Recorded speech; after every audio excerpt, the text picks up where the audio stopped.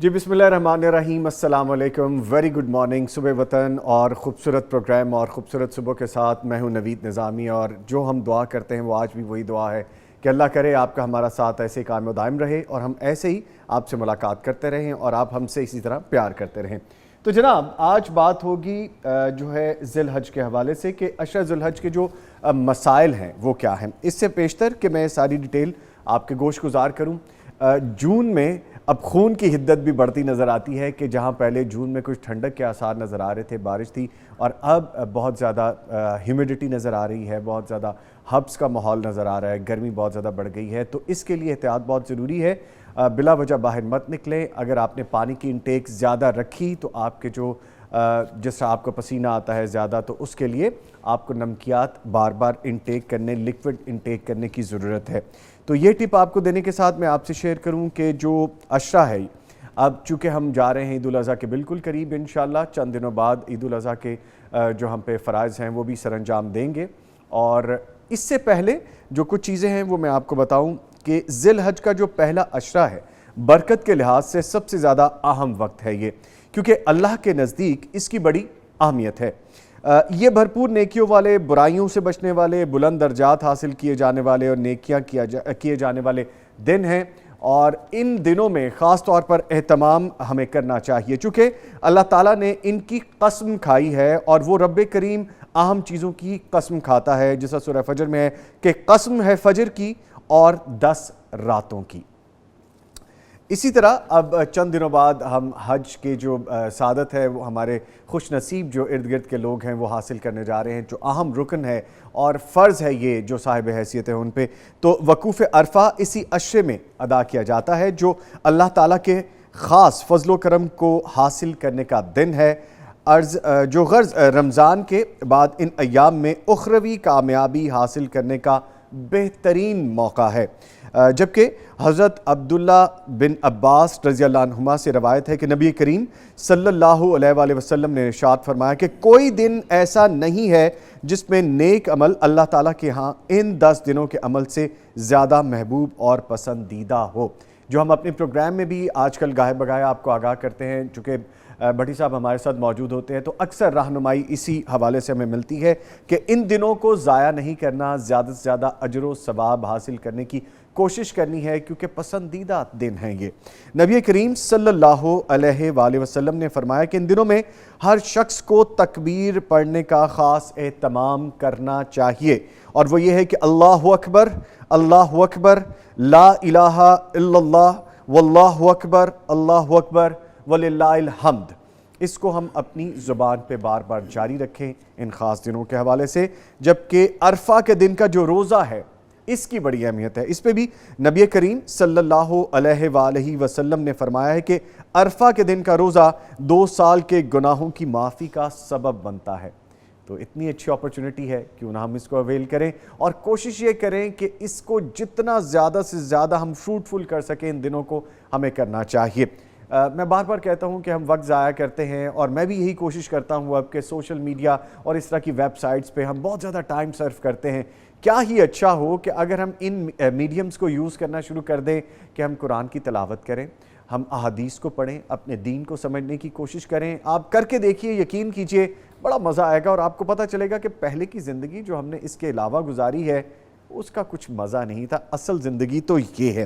अगर कुर्बानी की अहमियत के लिए मैं आपको कुछ इन्फॉर्म करूं, नबी करीम सल्लल्लाहु अलैहि वसल्लम ने मदीना मुनव्वरा में ऑलमोस्ट 10 ईयर्स का जो क़याम किया मदीना मुनव्वरा में, और इस क़याम के दौरान एक मरतबा भी कुर्बानी तर्क नहीं की। तो इससे आप अंदाज़ा लगाएं कि इसकी कितनी अहमियत है। और आखिर में मैं आपको बताता चलूँ कि जिनको अल्लाह ताला ने इतनी नवाजिशात की हैं, अल्लाह ताला ने इतनी नेमतों से नवाजा है, जिनको साहिब हैसियत किया है, उनको लाजमी कुर्बानी करनी चाहिए। ये उन लोगों का हक उन तक पहुंचता है जो सारा साल गोश्त नहीं खा सकते, जो सारा साल इस नेमत से महरूम रहते हैं। और फिर आपको पता है कि महंगाई दिन ब दिन बढ़ती जा रही है। افورڈیبلٹی ختم ہوتی جا رہی ہے، سفید پوشی بڑھتی جا رہی ہے، تو اپنے ارد گرد کے لوگوں کو بھی آپ یہ چیز تحفہ دے سکتے ہیں۔ جب قربانی کا موسم آتا ہے، قربانی کا یہ عام فریضہ آتا ہے، تو اس میں ان کو بھی کھانے کو مل سکتا ہے۔ قربانی کرنے والا ناخن اور بال نہ کاٹے، جس طرح بار بار بیان کیا جاتا ہے 10 ڈیز کا وہ سارا ٹینور ہے کہ جب آپ نے نیت کر لی ہے تو پھر قربانی کے دن ہی ہونا چاہیے یہ کام۔ جب چاند نظر آ جائے ذوالحجہ کا، تو نظر آنے کے بعد قربانی تک جسم کے حصے کے بال اور ناخن نہ کاٹیں۔ اور اینڈ پہ میں آپ کو کہوں کہ قربانی کا اہتمام کریں، اور جو دن بتائے گئے ہیں قربانی کے ایام کے حوالے سے، اس میں جب آپ کو اپنی فیسلٹی ہو، جب آپ کو، اب یہ بھی تو ایک مسئلہ ہوتا ہے نا کہ اس دن کسائی بڑا اہم ایک شخصیت بن جاتا ہے، اس سے ٹائم لینا پڑتا ہے۔ اب تو میں نے پہلے سے کوشش کر دی، اور ابھی ہم اسٹوڈیوز میں بھی بات کر رہے تھے کہ کسائی کو پہلے سے انفارم کرنا بہت ضروری ہے، بیکاز وہ پہلے دن تو ملتے نہیں ہیں، اور اگر آ بھی جاتے ہیں تو ہیپ ہیزڈ ہوتا ہے کہ اگر وہ بکرے کو کاٹ کے چلے گئے ہیں، ذبح کر کے چلے گئے ہیں، تو پھر گوشت بنانے کے لیے وہ 3-3 4-4 گھنٹے ڈیلے کر دیتے، تو پہلے ہی آپ یہ ساری چیزیں مینیج کریں۔ اور افضل ترین تو یہی ہے کہ اپنے جانور کی قربانی اگر کر سکتے ہیں تو وہ ضرور کریں۔ تو جناب یہ ساری چیزیں تھیں جو میں نے آپ سے شیئر کرنی تھی۔ پروگرام کے فارمیٹ کو آپ اب تک جانتے ہیں کہ تلاوت قرآن کریم سے ہم آغاز کرتے ہیں، وظیفہ آج کا آپ کو بتایا جاتا ہے، جو سوالات آپ پوچھتے ہیں ان کے جوابات ہم آپ کے گوش گزار کرتے ہیں۔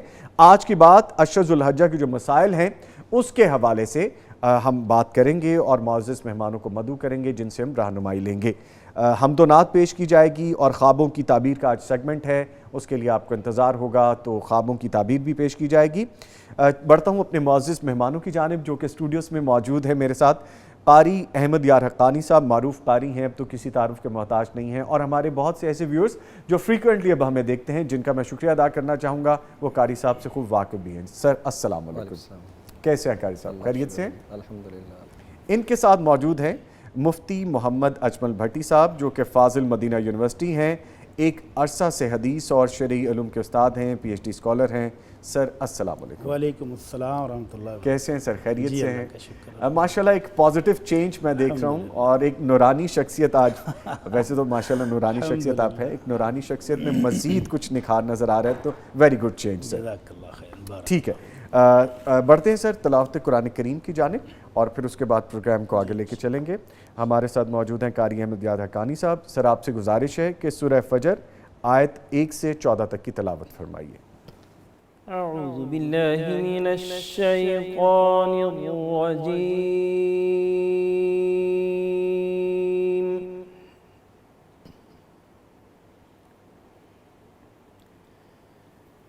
بسم اللہ الرحمن الرحیم۔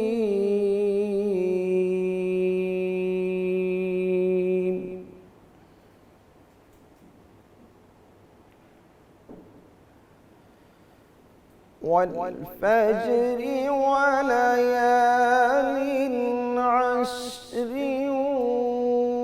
والشفع والوتر والليل إذا يسر هل في ذلك قسم لذي حجر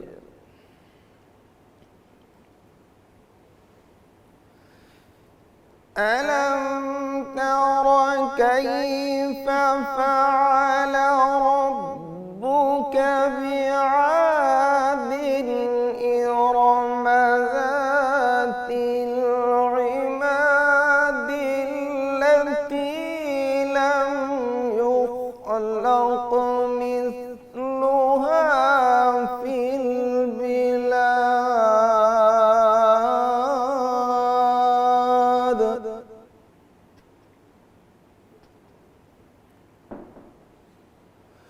وثمود الذين جابوا الصخر بالواد وفرعون ذي الأوتاد الذين طغوا في البلاد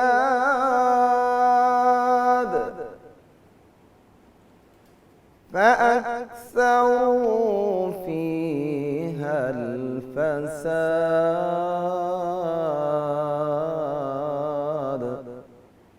فصب عليهم ربك سوط عذاب إن ربك لبالمرصاد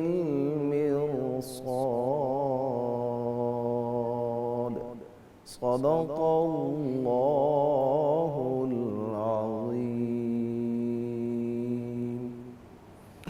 ماشاءاللہ، جزاک اللہ قاری صاحب، اللہ تعالیٰ آپ کو جزائے خیر عطا فرمائے. یہ بھی انداز آج کچھ مختلف آپ نے اپنایا، اس انداز کو کیا کہتے ہیں؟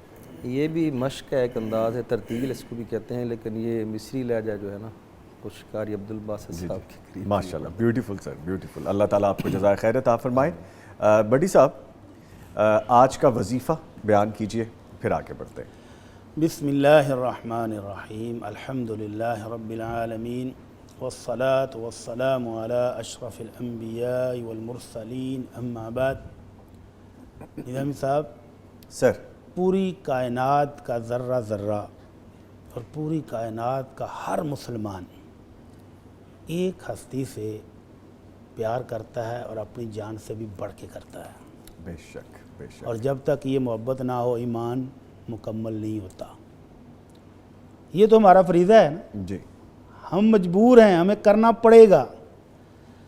لیکن اس بندے کی قسمت کے کیا کہنے کہ جس کے ساتھ وہ ہستی پیار کرتی ہے. سبحان اللہ، سبحان اللہ. میری ماشاءاللہ. مراد ہے دونوں جہانوں کے سردار محمد الرسول اللہ صلی اللہ علیہ وسلم. ہم سب ان سے پیار کرتے ہیں اور ہمیں کرنا پڑے گا. لیکن اگر آپ کسی شخص سے، کسی جماعت سے، کسی گروہ سے، کسی قبیلے سے محبت کرتے ہیں اور اپنی محبت کا اظہار بھی کریں تو قسمت تو ان کی ہے. تو النبی رحمت صلی اللہ علیہ وسلم نے اپنی محبت، اپنے پیار کا اظہار کیا ہے، اور اتنا شاندار اظہار کیا ہے اور اتنا با کمال کیا ہے کہ اس کے بعد محبت کی کوئی اور کسر باقی رہ ہی نہیں جاتی. کن لوگوں کے ساتھ کیا ہے؟ اپنی امت کے ان افراد کے ساتھ جن کے پاس وسائل کی کمی ہے، جن کو ابھی آپ انٹرو میں سفید پوش کہہ رہے تھے. سفید پوش، جی. وہ سفید پوش جو ہیں وہ بڑے خوش نصیب ہیں. دونوں جہانوں کے سردار اپنے رب سے التجا کر رہے ہیں، اللہم احینی مسکیناً و امتنی مسکیناً واحشرنی فی زمرۃ المساکین یوم القیامہ. اللہ مجھے ان سفید پوشوں کے ساتھ زندہ رکھنا، ان سفید پوشوں کے ساتھ ہی مجھے وفات دینا، اور قیامت والے دن بھی مجھے ان کے ساتھ ہی اکٹھا رکھنا. اللہ اکبر. تو اماں جی عائشہ رضی اللہ عنہا نے پوچھ لیا، اللہ کے رسول وہ کیوں؟ آپ نے فرمایا میری امت کی یہ جو سفید پوش جن کو تم سمجھتے ہو نا کہ یہ بہت ہلکے پھلکے ہیں، یہ اغنیاء سے، دولت مندوں سے 40 سال پہلے جنت میں چلے جائیں گے. اللہ اکبر. 40 سال، اور ایک دن 50,000 سال کا ہے ادھر، اللہ اکبر. تو کتنی مدت پہلے جائیں گے. تو ان سفید پوشوں نے ایک دن آ کر اپنے محبوب سے ایک ہلکا سا شکوہ کیا. شکوہ کیا ہے؟ اللہ کے رسول ذہب اہل الدثور من الاموال بالدرجات العلا والنعیم المقیم. اللہ کے نبی، آپ کے جو دولت مند صحابہ ہیں اللہ تعالیٰ نے ان پر بڑا فضل کیا ہے. وہ ہماری طرح نمازیں بھی پڑھتے ہیں، روزے بھی رکھتے ہیں، لیکن جو انہوں کو اللہ نے مال دیا ہوا ہے اس مال سے وہ حج کر رہے ہیں، عمرہ کر رہے ہیں، وہ صدقہ خیرات کر رہے ہیں، وہ زکوٰۃ دے رہے ہیں، وہ جہاد فی سبیل اللہ میں خرچ کر کے. اللہ کے رسول درجے تو وہ لے گئے ہیں، جنت بھی وہ لے گئے اور اونچے اونچے درجات بھی وہ لے گئے. اللہ کے رسول ہم کیا کریں؟ تو آپ نے اپنے ان محبوب مساکین کے ساتھ پھر محبت کا اظہار جن الفاظ میں کیا، وہ ہے آج کا وظیفہ. جی. آپ نے فرمایا تمہیں میں وظیفہ بتاتا ہوں، تم اس پر عمل کر لو، تو جن کو تم سمجھتے ہو نا کہ وہ تم سے بہت اونچے درجات لے گئے ہیں، تم ان تک پہنچ جاؤ گے، اور جو تمہارے پیچھے رہ گئے ہیں وہ تم تک نہیں پہنچ پائیں گے. یہ خوش ہو گئے. آپ نے فرمایا تم کیا کرو، وظیفہ بھی بڑا آسان ہے. جی. محبت کی انتہا بھی ہے اور وظیفہ بھی بڑا آسان ہے. فرمایا فرض نمازوں کے بعد 33 دفعہ سبحان اللہ، 33 دفعہ الحمدللہ، 33 دفعہ اللہ اکبر، اور یہ 99 ہو گیا. تو 100 کو پورا کرنے کے لیے یا تو 34 دفعہ کہہ لیں اللہ اکبر، یا 99 کے بعد پڑھ لیں لا الہ الا اللہ وحدہ لا شریک لہ لہ الملک و لہ الحمد وہو علی کل شیء قدیر. تو یہ 100 دفعہ آپ نے پڑھنا ہے. اس سے اللہ کے رسول کیا ہوگا؟ فرمایا سمندر کی جھاگ کے برابر بھی کسی شخص کے گناہ ہوں تو اللہ وہ سارے معاف کر دے گا. اللہ اکبر اللہ اکبر. اور دوسری شان کیا ہے ماشاءاللہ کہ جن کو تم سمجھ رہے ہو کہ درجات لے گئے تم ان تک پہنچ جاؤ گے اور جو تمہارے بعد آئیں گے وہ تم کو نہیں پا سکیں گے. اتنی زیادہ رفتار. البتہ اگر کسی نے آپ جیسا ہی عمل کر لیا تو وہ تمہیں مل سکتا ہے. تو صحابہ یہ جو سفید پوش سے خوش ہو گئے کہ لو جی ہمیں بھی نسخہ مل گیا ہے. ایک طرف وہ ہیں جو کروڑوں خرچ کر کے درجات پا رہے ہیں اور ہم نے صرف مسجد میں نماز کے بعد 2 منٹ لگنے اور یہ درجات پا لینے ہیں. ماشاءاللہ. کچھ عرصے کے بعد دولت مندوں کو بھی یہ وظیفہ پتہ چل گیا, جی انہوں نے بھی کرنا شروع کر دیا. پھر آ گئے اللہ کے نبی یہ تو کام خراب ہو گیا ہے. اب ان کو یہ بھی پتہ چل گیا ہے تو اب وہ بھی یہ کرنا شروع ہو گئے ہیں. تو آپ نے فرمایا ذالک فضل اللہ یؤتیہ من یشاء. یہ تو میرے رب کا فضل ہے, یہ تو اس کا کرم ہے, جس کو چاہتا ہے توفیق دے دیتا ہے. تو اب اگر وہ بھی کرنے لگے ہیں تم بھی کرتے رہو. تو یہ ہے آسان سا آج کا وظیفہ جو جنت پانے اور بلند ترین درجات پانے کا بہت آسان اور بہت شاندار ذریعہ ہے. 33 دفعہ سبحان اللہ, 33 دفعہ الحمدللہ اور 34 دفعہ اللہ اکبر, یا 33 دفعہ ہی اللہ اکبر اور 34ویں جگہ لا الہ الا اللہ وحدہ لا شریک لہ لہ الملک و لہ الحمد وہو علی کل شیء قدیر. اللہ ہم سب کو توفیق عطا فرمائے. آمین آمین. اچھا سر, سفید پوشی کی جب آپ بات کر رہے تھے تو یقیناً وہ کانٹیکسٹ اور ہے سفید پوشی والا, لیکن پتہ نہیں کیوں میرے ذہن میں آ رہا ہے کہ 2 سفید پوش اس وقت میرے ساتھ بھی موجود ہیں اور خوش پوش بھی لگ رہے ہیں ماشاءاللہ. تو میں تو سر پیچھے رہ گیا آپ دونوں سے آج. اللہ تعالیٰ آپ کو برکت دے جی. اللہ تعالیٰ جزائے خیر عطا فرمائے آپ کو سر. تو اللہ تعالیٰ ہمیں توفیق دے کہ ہم یہ پڑھیں اور پھر جو اس پر عمل بھی کریں, عمل کریں اور جو رحمتیں ہیں وہ سمیٹیں ہم. الحمدللہ. ٹھیک ہے سر. سوالات ہیں سر, شامل کرتے ہیں. جی. پہلا سوال ہے, قبرستان کے پاس درخت لگانا کہ اس سے قبر والوں کو ثواب ملے گا, کیا یہ درست ہے؟ ہاں نظام صاحب, ہمارے ہاں قبرستان میں یا قبر کے اوپر درخت لگانے کے 2 کنسیپٹ ہیں. جی. پہلا کنسیپٹ یہ ہے کہ جیسے ہی ہم تازہ قبر بناتے ہیں تو بھاگ کر جا کر ایک تازہ شاخ کسی درخت کی کاٹ کے اس کے اوپر لگاتے ہیں. اچھا. اور کنسیپٹ یہ ہے کہ اس سے قبر والے کا عذاب ختم ہو جاتا ہے یا ہلکا ہوتا ہے. یہ کنسیپٹ کہاں سے آیا ہے؟ نبی رحمت صلی اللہ علیہ وسلم سفر میں تھے تو آپ 2 قبروں کے پاس سے گزرے. جی. تو آپ نے صحابہ کو کہا کہ ایک کھجور کی ٹہنی لے کر آؤ. آپ نے اس کو 2 حصوں میں بانٹا اور ایک ایک دونوں پر لگا دی. صحابہ نے پوچھا اللہ کے رسول کیوں لگائی ہے؟ فرمایا میں گزر رہا تھا تو مجھے اللہ نے وحی کے ذریعے اطلاع دی کہ ان قبر والوں کو عذاب ہو رہا ہے. اور عذاب بھی کیوں ہو رہا ہے؟ ایک شخص پیشاب کرتے ہوئے پیشاب کے چھینٹوں سے نہیں بچتا تھا, جسم پر پیشاب کی چھینٹیں پڑ جاتے تھے, اور دوسرا چغل خور تھا. تو اللہ تعالیٰ سے میں نے سفارش کی, اللہ نے میری سفارش قبول کر لی. تو اللہ نے کہا جب تک یہ ٹہنیاں تازہ رہیں گی, سبز رہیں گی, سوکھنے تک آپ کی سفارش کی بنا پر ان کے عذاب میں ڈسکاؤنٹ دی جا رہی ہے. تو آپ نے کہا وہ میں نے سفارش کی ہے. اب ہر بندہ ٹہنی لگایا یا پورا گملہ ادھر لگا دے, درخت لگا دے, تو پہلی بات تو یہ ہے کہ یہ اللہ کے نبی نے امت کو حکم نہیں دیا, صحابہ کرام نے ایسا کیا نہیں. دوسری بات کہ محبوب کی تو سفارش قبول ہو گئی, تو ہم کون ہیں؟ اللہ اکبر اللہ اکبر. تیسری بات کہ کیا ہمیں کنفرم ہے کہ اندر اس کو عذاب ہو رہا ہے؟ ہو سکتا ہے وہ اللہ کی نعمتوں میں ہو. جی. تو اس لیے قبر کے اوپر اس نقطہ نظر سے درخت لگانا, ٹہنی لگانا کہ اس کا عذاب ہلکا ہوگا, یہ تو بالکل ہی غلط ہے. اس نیت سے قبر کے باہر قبرستان کی دیوار کے ساتھ درخت لگا دینا کہ جو میت کو دفن کرنے آئیں گے وہ اس کے سائے میں بیٹھیں گے, سائے میں کھڑے ہو جائیں گے تو ہمارے فوت ہونے والے کو ثواب ہوگا, تو یہ جائز ہے, افادیت حاصل کی, یہ صدقہ ہے. اللہ کے نبی صلی اللہ علیہ وسلم فرماتے ہیں ما من مسلم یزرع زرعا او یغرس غرسا, کوئی مسلمان کوئی کھیت, کوئی اناج کاشت کرتا ہے, کوئی درخت لگاتا ہے, اس پھل سے, اس اناج سے کوئی جانور کھا لے, کوئی پرندہ کھا لے, کوئی انسان کھا لے, تو وہ کاشت کرنے والے کے لیے صدقہ ہے. تو اگر اس نیت سے قبرستان کے باہر پھلدار درخت لگا دیں کہ لو جی پرندے کھائیں گے, انسان کھائیں گے, اس کی سائے میں بیٹھیں گے اور ہمارے فوت ہونے والے کو ثواب ہوگا, تو یہ جائز ہے. لیکن صورتحال تھوڑی سی टेढ़ी हो जाती है हमारे यहाँ। जी लाहौर के एक कब्रिस्तान में जाने का इत्तेफाक हुआ, वहाँ लोगों ने कब्रों पर इतने दरख्त लगा दिए हैं कि अब नई कब्र खोदना नामुमकिन हो गया है। यानी कब्र के चारों तरफ दरख्त, अब वो बड़े हो गए हैं, अब उनसे हो क्या रहा है, जैसे जैसे उनकी जड़ें फैलती हैं कब्रें फट रही हैं जी। और फिर नई कब्र खोदने के लिए जगह ही नहीं मिल रही। जो दफन करने के लिए गए हुए उनके लिए खड़ा होना मुश्किल है। तो अगर ये सूरत हाल हो तो ये भी गलत है।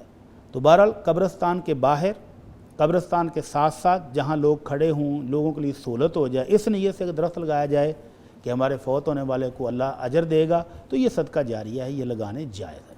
ठीक है सर, आगे पूछा गया चूँकि हज ज़िंदगी में एक बार साहिब हैसियत पर फ़र्ज़ है, तो कोई वालिदैन अपने नाबालिग बच्चे को साथ हज पर ले जाएं तो क्या बड़ा होने पर उसे दोबारा हज करना होगा या बचपन में किए हुए हज से उसके फ़र्ज़ की अदायगी हो जाएगी?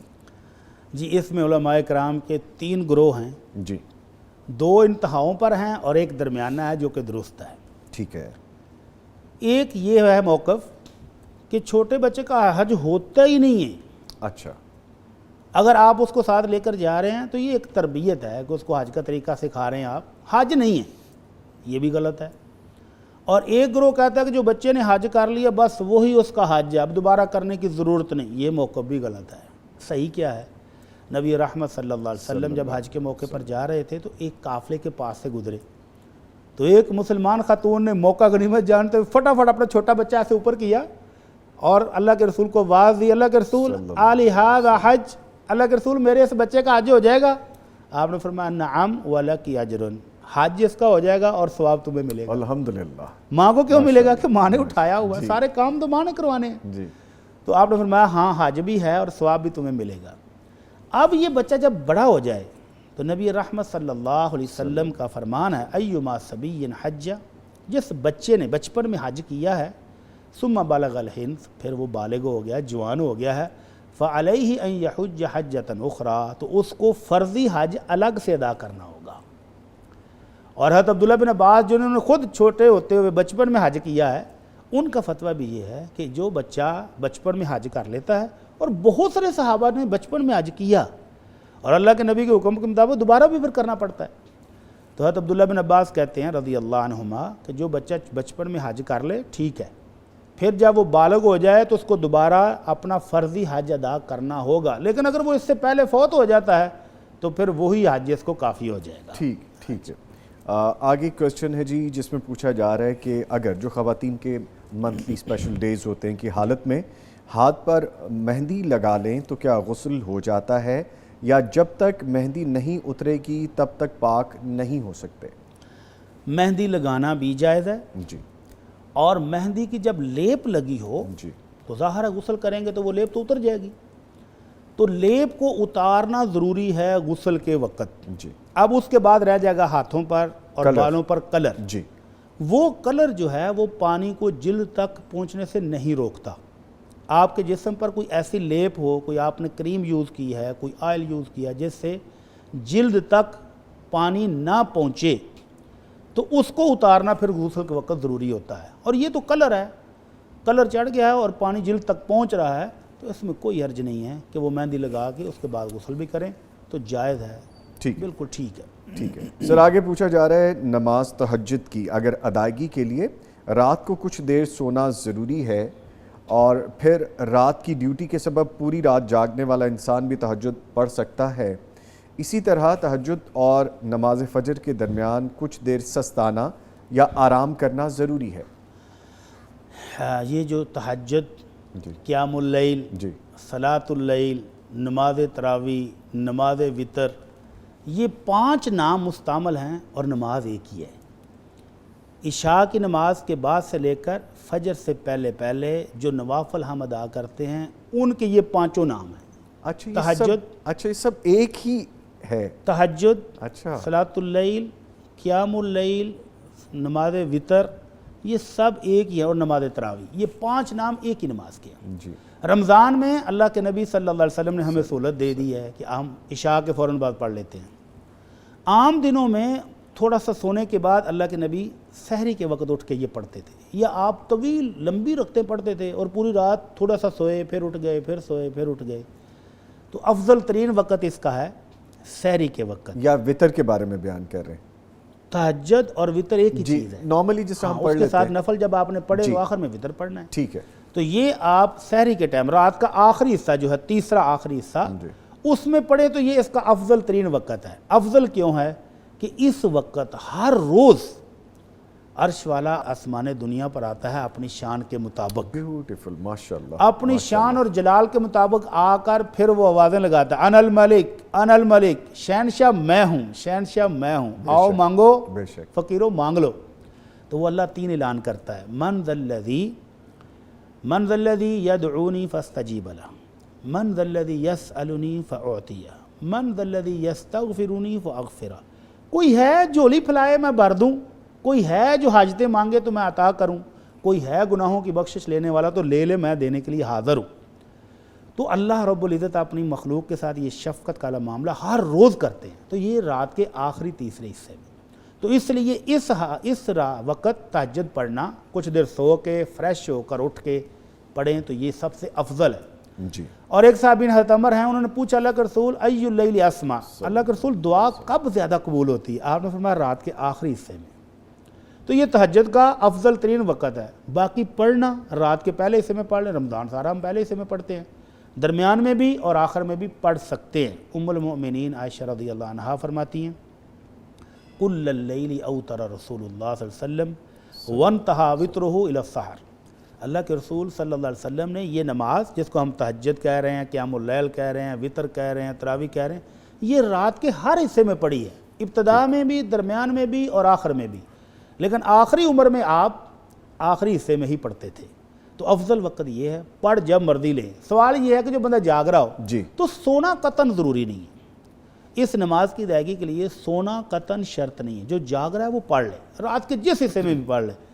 اور اگر وہ سو گیا ہے، نیت یہ تھی کہ میں صبح اٹھ کے پڑھوں گا اور سویا رہ گیا، تو اس کے لیے تو ڈبل ہے کہ پوری نیند بھی انجوائے کی ہے اور تہجد کا ثواب بھی اس کو ملا ہے. ماشاءاللہ ماشاءاللہ. اور اگر یہ اپنی دلی تسکین کے لیے کہ نہیں میں تو پڑھوں گا، تو نبی رحمت صلی اللہ علیہ وسلم نے جو شخص جس کی تہجد رہ جائے اس کو اشراق کے ٹائم جب سورج کچھ بلند ہو جائے اس وقت وہ 11 کی بجائے 12 رکعت پڑھے تو اس کو تہجد کا پورا ثواب ملے گا. ماشاءاللہ. تو اس لیے کوئی بندہ نہیں سویا یا اس کی ڈیوٹی یا سو نہیں سکتا تو قطعاً ضروری نہیں ہے، جب رات کو موقع ملے تبھی تہجد پڑھی جا سکتی ہے. بڑی صاحب بڑی آپ نے اچھی یہاں پہ تصحیح ہماری کر دی، کیونکہ نارملی ہمارے سوشل سرکل میں جب ہم بیٹھے ہوتے ہیں تو اگر ایسی بات ہوتی ہے تو یہی کانسیپٹ ہے کہ آپ کو کچھ دیر سونا ہے، پھر اٹھ کے آپ نے تہجد کی نماز باقاعدہ ادا کرنی ہے. تو ایسی کوئی بات نہیں ہے، شرط نہیں ہے. اگر سو کے فریش ہو کر آخری رات میں اٹھیں تو یہ افضل ترین وقت ہے. لیکن اگر آپ جاگ رہے ہیں جی اور آخری وقت آ گیا، رات کا آخری 2-3 گھنٹے رہ گئے، اس وقت آپ تہجد پڑھیں تو افضل وقت آپ کو حاصل ہو گیا ہے. سونا بالکل قطعاً ضروری نہیں. ٹھیک ہے. آگے ہماری کسی بہن نے ہمیں لکھ بھیجا ہے کہ میں اپنے شوہر کی دوسری بیوی ہوں. نکاح کے وقت طے ہوا تھا کہ وہ مجھے الگ گھر میں رکھیں گے. ان کی مالی حیثیت بھی ہے کہ وہ الگ گھر افورڈ کر سکتے ہیں، مگر اب وہ کہتے ہیں کہ تمہیں اگر رہنا ہے تو جوائنٹ گھر میں رہ لو ورنہ میرے دروازے تم پر بند ہیں. میرا سوال یہ ہے کہ الگ گھر کا میرا مطالبہ کیا درست ہے اور میرے شوہر اپنے وعدے سے مکر کر گنہگار تو نہیں ہو رہے؟ آپ کیا کہتے ہیں؟ سر وعدے سے مکرنا، سر وعدے سے مکرنا تو بالکل غلط ہے. بالکل جی. اللہ رب العزت قرآن مجید فرماتے ہیں وَأَوْفُوا بِالْعَهْدِ إِنَّ الْعَهْدَ كَانَ مَسْئُولًا، کہ وعدوں کو پورا کرو، قیامت والے دن میں نے پوچھ لینا ہے. جی جی. اور یہ جو شادی کے وقت شرائط طے ہوتی ہیں نا، اس وقت بڑی خوشی خوشی قبول کر لیتے ہیں، اور اگر نیت پہلے سے خراب ہو تو یہ بہت بڑا جرم ہے. اللہ کے رسول صلی اللہ علیہ وسلم فرماتے ہیں احق الشروط ان توفوا به ما استحللتم به الفروج. جی. جن شرطوں کو تم نے نکاح کے وقت رکھا اور اپنی بیویوں کو اپنے لیے حلال کیا ہے، وہ شرطیں سب سے زیادہ حق رکھتی ہیں کہ ان کو پورا کرو. تو کوئی شخص شادی کے موقع پر میں حق مہر اتنا دوں گا، میں گھر بنا کے دوں گا، میں یہ دوں گا، یہ ساری شرائط خوشی خوشی قبول کر لیتا ہے اور اندر سے نیت ہو کہ میں نے ایک چیز بھی نہیں دینی، تو یہ فراڈ ہے، دھوکہ ہے، اور اس کی سزا بہت سخت ہے، بہت سخت ہے. اس شخص کو ڈر جانا چاہیے اللہ سے. وہ بہن پوچھ رہی کہ یہ گناہ گار تو نہیں؟ گناہ گار کیا، یہ بہت بڑا مجرم ہے. اللہ کے رسول صلی اللہ علیہ وسلم فرماتے ہیں جب قیامت والے دن اللہ ساری امتوں کو، پہلی اور ہماری جتنی امتیں آئی ہیں دنیا میں، سب کو جمع کرے گا. تو یہ جس نے بد عہدی کی ہے, جس نے معاہدہ کر کے توڑا ہے, جس نے وعدہ کر کے پورا نہیں کیا, فرمایا لِكُلِّ غَادِرٍ لِوَاءٌ يَوْمَ الْقِيَامَةِ, اس بندے کی پشت کے اوپر ایک جھنڈا لگا دیا جائے گا اور باقاعدہ اعلان ہوگا کہ یہ وہ غدار ہے جس نے دنیا میں معاہدہ کر کے پورا نہیں کیا تھا, اور وہ جھنڈا اس کی بےزتی کی علامت ہوگی. چوٹی کے اوپر لگاتے ہیں نا چھت پر, جی وہ عزت کی علامت ہوتا ہے, اور اگر پشت پر جھنڈا لگاؤ تو وہ اس کی ذلت اور رسوائی کی علامت ہوگی کہ یہ وہ ہے جس نے وعدہ کر کے پورا نہیں کیا, جس نے غداری کی اور اس نے معاہدے کی خلاف ورزی کی ہے. تو اس بھائی کو اللہ سے ڈرنا چاہیے. اور یہ جو بہن پوچھ رہی ہیں ان کا حق ہے, جو شرط طے تھی یہ مجھ سے مانگ سکتی ہیں, لیکن اگر وہ سمجھتی ہیں کہ یہ بندہ اب مکر گیا ہے اور گھر بچانے کے لیے اب اس حق کو چھوڑنا پڑ رہا ہے تو چھوڑ دے, اللہ کی رضا کے لیے چھوڑ دے, اللہ سے مانگے, اللہ دے گا. اور یہ صاحب جب نہیں ادائیگی کر رہے تو یہ مجرم ہے, یہ اس دنیا میں نہیں تو وہاں تو دیں گے. جب تک یہ عورت معاف نہیں کرتی اس صاحب کو اللہ سے ڈرنا چاہیے. یہاں ادائیگی نہیں کرتا تو قیامت والے دن تو یہ مجرموں کی صف میں ہوگا. ٹھیک ہے یا جی یا وہ آپس میں طے ہو جاتا ہاں معاف کر دے تو پھر تو ختم ہے. میں نے بیان کر رہے ہیں بٹی صاحب, اس میں تو جب واضح تک وہ معاف نہیں کرتی, اگر وہ معاف کر دے خوشی سے کہ چلے جی میں نے چھوڑا, اگر وہ ایگری ہو جاتی ہے اس چیز تو ٹھیک ہے. اور بٹی صاحب ویسے بھی وعدہ خلافی تو بہت ہی بری بات بہت ہے, بڑا عیب ہے, بہت بڑا اور عیب ہے, اس دھوکے کے ساتھ شادی کرنا یہ اور بھی بہت اور بھی بری بات ہے. بہت بالکل بڑا عیب ہے ایگزیکٹلی. کہ مسلمان کو دھوکہ دینا. اچھا بٹی صاحب ایک چیز اور میرے ذہن میں آ رہی تھی, ہماری بہن نے جس نے یہ کویسچن ہمیں بھیجا ہے, اللہ تعالیٰ ان کے معاملات کو آسانی کی طرف لے کے جائے.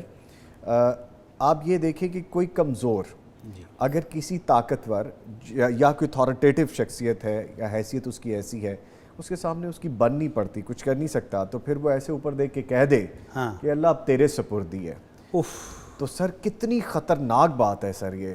جب اس نے معاملہ اس عدالت میں بھیج دیا, کے پاس بھیج دیا ہے, تو پھر اس بندے کو بہت زیادہ ڈرنے کی ضرورت ہے, کیونکہ جب تک یہ کمزور کے پاس تھا مکمکہ ہو سکتا تھا, اب جب بہت اوپر تک وہ چلا گیا ہے تو اس کو زیادہ ڈرنے کی ضرورت ہے, کیونکہ وہ مالک ہر چیز پر قادر ہے. یہ جو ابھی سب کچھ افورڈ کر سکتا ہے اور مکر رہا ہے, اگر وہ اپنی نعمتیں واپس لے لے اور یہ محتاج ہو جائے تو پھر یہ کیا کرے گا. جی بالکل بالکل. اور ایسا دنیا میں کئی بار ہم نے دیکھا, جی دیکھا بالکل, کہ اربوں کی جائیداد والا وہ چند لقموں کے لیے ترس رہا ہوتا ہے. اللہ اکبر اللہ اکبر. تو احتیاط بہت ضروری ہے, بہت ضروری, اور جو کہا ہے اس کو پورا کرنا ضروری کرنا ہے. چاہیے. یا پھر جیسے قاری صاحب نے کہا ہے کہ معافی موفی مانگ لے ذرا, تھوڑا کہ ہاتھ ہلکا کرنا. ڈرانے کی طرف ہی جا رہے ہیں, تھوڑا سا دوسری ہم نے کہا کہ ان کو بھی بتائیں کہ تھوڑا نرم آ. اچھا بٹی صاحب مجھے لگ رہا ہے قاری صاحب نے خاص طور پہ اس بات پہ تھوڑا فوکس کیا, مجھے کچھ دال میں کالا لگ رہا ہے, یا دال پوری کالی ہے سر. قاری صاحب یہ کہہ رہے ہیں کہ بیویوں کے مطالبات تو ہوتے ہی ہیں, تو مکمکہ کر کے ڈیل کر کے جان چھڑا لیں. اگر طے ہو جائے یا مفاہمت ہو جائے تو ذرا منتر لا کر لیں کہ ذرا ہاتھ والا کر لیں, مطلب ہائی درجے پہ. اچھا اب قاری صاحب یہ ہو گیا, یہ دیکھیں نا, پھر اس کو بھی تو اتنا سخت رویہ نہیں نا اختیار کرنا چاہیے کہ تمہارے لیے اس گھر کے دروازے بند ہیں, چل یہ غلط. وہ بھی تھوڑا پھر نرم ہو نا, ہو سکتا ہے وہ نرمی اس میں کوئی انداز بدل جاتا ہے نا. وعدہ خلافی کے بعد اکڑنا یہ اور بری بات ہے, لیکن قاری صاحب سے اب نا تھوڑی بعد میں گفتگو کرنا ضروری ہو گئی ہے پروگرام کے بعد. تو سر آپ سے بیٹھتے ہیں پھر بعد میں, کیونکہ سافٹ کارنر ادھر سے اسپیشلی آیا ہے, تو وہ معاملہ آپ سے ڈسکس کریں گے سر. اینی وے آگے پوچھا جا رہا ہے کہ ہم 3-4 دوستوں نے پیسے ملا کر ایک بکرا خریدا ہے, ہم قربانی تو کسی ایک کے نام سے ہی کریں گے, لیکن گوشت اور قیمت میں سب شریک ہوں گے, ہماری رہنمائی کریں کہ ایسا کرنا جائز ہے. اللہ اکبر. اللہ رب العزت ان بھائیوں کو رزق حلال اور وسیع حلال رزق کے ساتھ مالا مال کرے. آمین. خواہش ان کی یہ ہے کہ ہم بھی قربانی کریں, جی, لیکن پیسے اتنے نہیں ہیں کہ الگ الگ بکرا کر سکیں. تو ان بھائیوں کے لیے عرض یہ ہے کہ بکرے میں شراکت نہیں ہوتی, اونٹ میں شراکت ہے, گائے میں شراکت ہے. تو یہ جتنے پیسے بکرے میں ڈال رہے ہیں اتنے پیسے گائے اور اونٹ میں ڈال کے شریک ہو جائیں. بکرا وہ کہہ رہے ہیں جی کوئی ایک ہی کرے گا, نہیں, جب وہ ایک کرے گا آپ نے بطور تحفہ اس کو پیسے دے دیے, لو جناب یہ ہماری طرف سے ہدیہ ہے, پھر وہ مالک ہے, پھر وہ آپ کو برابر گوشت بانٹ کے دینے کا ذمہ دار نہیں ہے.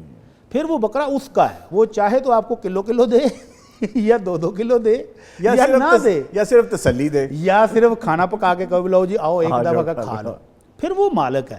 फिर आप उससे बराबर का गोश्त लेने के हकदार नहीं होंगे। जी। तो बकरे में शराकत नहीं है, ऊँट और गाय में शराकत कर लें, और अगर अपने भाई को सपोर्ट कर रहे हैं, तोहफे के तौर पर पैसे दे रहे हैं तो दे दें, उसके बाद उसकी मर्जी है कि वो इतने को गोश्त कितना देता है, बतौर हिस्सा नहीं, जी। तोहफे के तौर पर। अच्छा बड़ी साहब, इसमें फिर इबहाम आ गया इनके, खैर वो तो आपने क्लियर कर दिया कि किसी सूरत हिस्से नहीं हो सकते। जी, तो इस पर्टिकुलर सवाल में इनको फिर क्या करना चाहिए? वही गाय में शरीक करनी जी। जाए, ऊँट में शिरकत कर लें, या अपने भाई को गिफ्ट दे दें। अगर वो चाहते हैं कि हमारा भाई कुर्बानी कर ले, उसको गिफ्ट दे के भूल जाए कि गोश्त वो कितना देगा। अच्छा, वो तो अब उन्होंने खरीद लिया, पैसे सबने मिला खरीद के। लिया है जी। तो भाई को गिफ्ट कर दें, वो कुर्बानी कर ले, और वो अपनी खुशी से जितना जितना अच्छा, चाहे इसमें इनको फिर गोश्त एक दे चीज़ ये है भट्टी साहब जो मुझे समझ आ रही है, रहनुमाई फरमाइएगा, कि बाकियों को फिर तोहफे का सवाब तो मिल जाएगा, तोहफे का सवाब तो मिलेगा, कुर्बानी का नहीं कुर्बानी होगा। का नहीं। ठीक है। सर आगे क्वेश्चन है कि कुर्बानी के सीज़न में अवाम और हुकूमती ज़िम्मेदारियों से मुतल्लिक हमारे नाजरीन को रहनुमाई फरमाएं। अच्छा, ये वो क्वेश्चन है कि जिसमें हम हुकूमती जो भी ज़िम्मेदारी हैं वो तो हमें नज़र आता है कि हुकूमत क्या करती है, कुछ जगह ख़ास तौर पे मुख्तस की जाती हैं, फिर समटाइम्स बैग्स दिए जाते हैं कि वेस्टेज जो है उसमें डालें, इंटेस्टाइन और इस तरह की जो बाकी चीज़ें। बट इवन देन सर, हम बड़ी ही मिसमैनेजमेंट करते हैं, अपने ही घर के सामने वो हम रख देते हैं चीज़ें, लोगों के घरों के सामने अंबार इकट्ठा कर देते हैं गलाजतों का, और वो कई कई दिन फिर मज़ीद गलाजत पैदा करते हैं, फिर वो हवा में, आबो हवा में, स्मेल बहुत में, स्मेल हो वो जाती है, बहुत ज़्यादा, जी। इवन के खून, उसकी सफाई प्रॉपर नहीं करते। इसके बारे में रहनुमाई फरमाइए। सर आपने जो चीज़ें बयान की उससे बड़ी चीज़ें भी हैं जो आपने छोड़ दी। जी जी, प्लीज़ प्लीज़। इन चीज़ों से स्मेल पैदा होती है, और गवर्नमेंट पिछले कई सालों से बड़ा अच्छा इंतज़ाम कर रही है। हर वक्त गवर्नमेंट को बुरा भला कहना भी अच्छा नहीं है। जी। गवर्नमेंट बैग दे रही है, सफाई वाला अमला दे रही है, वो आपको वेस्टेज को वेस्ट करने के लिए जगह दे रही है एग्जैक्टली। कि आप इन बास्केट में डालें, वो वहाँ पर डब्बे रखे उनमें डालें, तो वो आकर वर्कर लेके जा रहे हैं। जी। लेकिन इसके बावजूद दूर से ऐसे शापर फेंका और वो पूरा सड़क के ऊपर बखेर देना, ये तो कोई इंसानियत नहीं है ना। जी। और फिर मैंने अपनी आंखों से निज़ामी साहब अल्लाह की इस नेमत की नाशुक्री होते हुए देखी है। अल्लाह अकबर, एग्जैक्टली सर, ये है। एक तरफ वो गरीब तड़प रहे हैं, और दूसरी तरफ गाय और बैल की इतनी इतनी बड़ी सिरियाँ सड़क के ऊपर पड़ी हुई मैंने देखी हैं। वो जालिमों ने खुद नहीं खानी तो किसी गरीब को ही दे दो, खुद नहीं खा सकते तो बांट ही दो। वो सड़क के ऊपर ढेर लगे हुए हैं, सिरियाँ उसमें पड़ी हुई हैं। तो ये अल्लाह की नेमत की नाशुक्री भी है। और वो जो स्मेल वाला मसला है कि अपना कचरा हमसाया के दरवाजे के पास कर देना, पानी वाली नालियाँ बंद होगी, उसमें से स्मेल आ रही है, तो ये हमसायों को अजियत देना ये बहुत बड़ा गुनाह है। अल्लाह के नबी सल्लल्लाहु अलैहि वसल्लम ने 3 मरतबा, आपकी ज़ुबान मुबारक से 3 मरतबा निकला, वल्लाहि ला युमिन, वल्लाहि ला युमिन, वल्लाहि ला युमिन, अल्लाह की कसम वो बंदा मोमिन नहीं है, वो मोमिन नहीं है, वो मोमिन नहीं है। साहबा ने अर्ज़ की अल्लाह के रसूल वो कौन है? आपने फरमाया अल्लज़ी ला यअमनु जारुहु बवाइकाहु, जिस बंदे के शर से, उसकी तकलीफ़ों से उसका हमसाया महफूज ना हो, वो बंदा मोमिन ही नहीं है। तो ये ईद के 3-4 दिन बल्कि हफ्ता 10 दिन हमसायों को स्मेल सुंघाना और अपना कचरा उनके दरवाजे पर फेंक देना, उनके दरवाजे के सामने फेंक देना, और बू आ रही है चारों तरफ, और गुजरने वालों को भी तकलीफ़ देना, तो ये किसी सूरत में भी जायज़ नहीं है। तो मोमिनों को एक तो अल्लाह की नेमत का शुक्र अदा करना चाहिए, चीज़ें ज़ाया नहीं करनी। जो खाने वाली है खुद नहीं खा सकते तो किसी गरीब के वाले करें, वो खा लेगा। और दूसरा, ये जो वेस्टेज हैं इनको शापर में डालें, अच्छी तरह पैक करके जो जगह बनी है वहाँ तक पहुँचाएँ, ताकि हमसायों को इसकी स्मेल से तकलीफ। अच्छा बड़ी साहब, इसमें बहुत सारी चीज़ें और भी हैं जो हमारे खुद के करने की हैं। एक तरफ तो जैसे आपने फरमाया, सब देखते हैं, हमारे देखने सुनने वाले भी ये देखते हैं, सुनते हैं कि आप जब इस सीज़न से गुज़र रहे होते हैं, ईद के इन सारे दिनों में आप गरीबों को भी देते हैं, जो हकदार मुस्तहिक है उनको भी देते हैं। बट एक तबका ऐसा भी है कि आप कहते हैं सिरी ले जाओ, ये गाय बकरे नहीं जी हमें नहीं चाहिए, नहीं, तो वो भी एक कॉन्सेप्ट है, ये एक तबीयत है। But there are number of people. अच्छा, मैं आपसे अर्ज़ करूं जी प्लीज़। हम कुछ टीचर मिल के कुर्बानियाँ करते थे एक ही जगह पर जी। यकीन माने सिरी लेने वालों की तादाद ज़्यादा होती थी। इवन के जो सर फोन आते मिलते करते थे फोन कि आते सिरी हैं हमें कि दे इस दें, ईद पे आपने बकरों के पाए या हाँ, सिरी सिरी हमें आपने दे देनी है। ठीक है, एक चीज़ और है सर, जब हम वेस्टेज की बात करते हैं, जब हुकूमती जो इक़दामात हैं, नो डाउट अनडाउटेडली अच्छे इक़दामात किए जाते हैं, वेस्टेज बैग्स दिए जाते हैं, फिर वो एक बंदा लोडर वाला आ रहा होता है, वैन्स आती हैं, वो गाहे बगाहे लेके जा रहे होते हैं, जगह बाकायदा बता दी जाती है, कंटेनर्स वहाँ पे रख दिए जाते हैं, ہم وہ زحمت نہیں کرتے. ہاں یہ ٹھیک ہے, ہم سستی کاہلی کا مظاہرہ کرتے ہیں. سر مجھے ایک واقعہ ذہن میں آ گیا, جو عید قرباں ہے, بیسکلی قربانی کا جذبہ بھی تو ہے نا. جی جی. ایک قربانی تو وہ جو اللہ تعالیٰ کا حکم ہے, جو صاحب حیثیت, ایک وہ ہے جو ہمارے اندر بھی جذبہ پیدا ہونا چاہیے قربانی دینے کا, قربانی دینے کا. جی. مثال میں آپ کو دیتا ہوں کہ ہمارے بڑے اچھے نیبرز ہیں, میرے بڑے اچھے تعلقات ہیں. ایک عید قربان پہ انہوں نے اپنا بیل ہمارے ڈور کے بالکل سامنے, کیونکہ میرے وہ گیٹ کے اندر باقی بکرے اور قربانیاں ہو رہی تھیں, تو چونکہ مراسم بھی اچھے ہیں تو انہوں نے شاید پوچھنا مناسب نہیں سمجھا. اور چونکہ میں خود صفائی ستھرائی کا بہت خیال کرتا ہوں, ارد گرد کو تکلیف نہ ہو, یہ کوئی ایسی پریچ نہیں ہے کہ میں اپنی کوئی بڑا, لیکن سر جو حقیقت ہے نا, مثال وہ بیان کرنا ضروری ہے یہاں پہ. انہوں نے وہاں پہ اپنا بیل ذبح کیا, and there was a number of people, اور پھر وہ غلاظت کا ڈھیر تھا, اور وہ خون بھی پراپر طریقے سے. تو میرے جو کسائی کر رہے تھے جانور, وہ کہیں باہر گئے, تو ہمیں نہیں پتا تھا کہ باہر یہ معاملہ ہو رہا ہے. وہ سر تسی سانو باہر تے کرن نہیں دیندے, تے تسی تے گھر دے اگے گڈیاں دے اگے گند لوا لیتا ہے, تسی تے اندر. میں نے کہا اچھا یہ کون ہو سکتا ہے, زندگی میں پہلی بار ایسا ہوا. میں گیا اور میں نے دیکھا, میں نے کہا اچھا چلے کوئی بات نہیں. میں نے ایک لفظ نہیں بولا سر, بیکاز یہ قربانی کا درس تھا نا. تو ہم نے وہاں خاموشی اختیار کی. جب وہ سارا پروسیس ہو گیا, میں نے اپنے ملازموں کو کہا اس کو دھو اچھی طرح, کوئی چیز یہاں پہ رہنی نہیں چاہیے. اور چونکہ میں باہر اس لیے نہیں کرتا کہ میرے آس پاس کے لوگوں کو تکلیف نہ ہو, تو باقی یہ مال جو چیزیں تھیں وہ میں نہیں چھوڑ سکتا. ان کو کہیں ریئلائز ہوا کہ ہم سے یہ غلطی ہو گئی, آ کے بڑا ایکسکیوز کیا انہوں نے, اور میرے ملازموں سے وہ وائپر, وہ کنٹینر, وہ پانی کا پائپ لے کے وہ تینوں بھائی خود کام کرنے لگ گئے.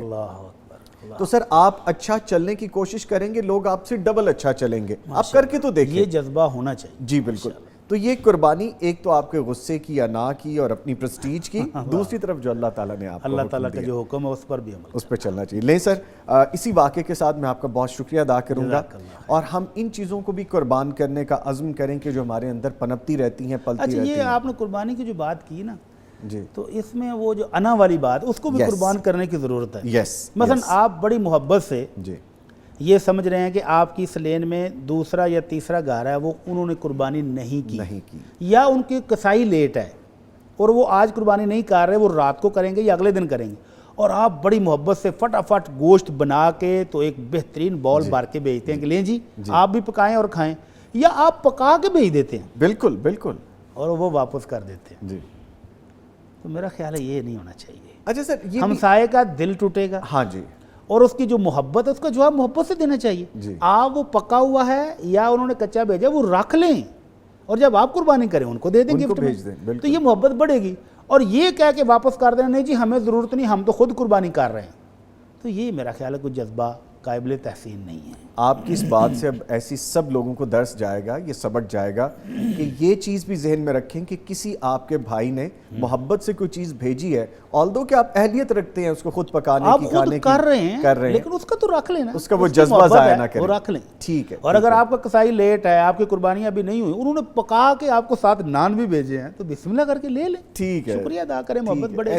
ایسے جذبوں کو سراہنا چاہیے. جی بالکل. ٹھیک ہے سر, اس کے ساتھ ہی مفتی محمد اجمل بھٹی صاحب, سر آپ کے آنے کا بہت شکریہ, اور ان کے ساتھ تشریف فرما تھے قاری احمد یار حقانی صاحب, سر آپ کے بھی آنے کا شکریہ. جانے آپ کو نہیں دیں گے, ہم پروگرام کے بعد آپ سے وہ سوال پہ ڈیبیٹ کریں گے بھٹی صاحب ہم ذرا, تو ہم جی ذرا ادھر تھوڑا سا بیزی ہوتے ہیں, آپ بھی اپنے کام شام کیجئے, اور آپ سے ایک چھوٹے سے وقفے کے بعد دوبارہ مل رہے ہیں, ہمارے ساتھ رہیے گا.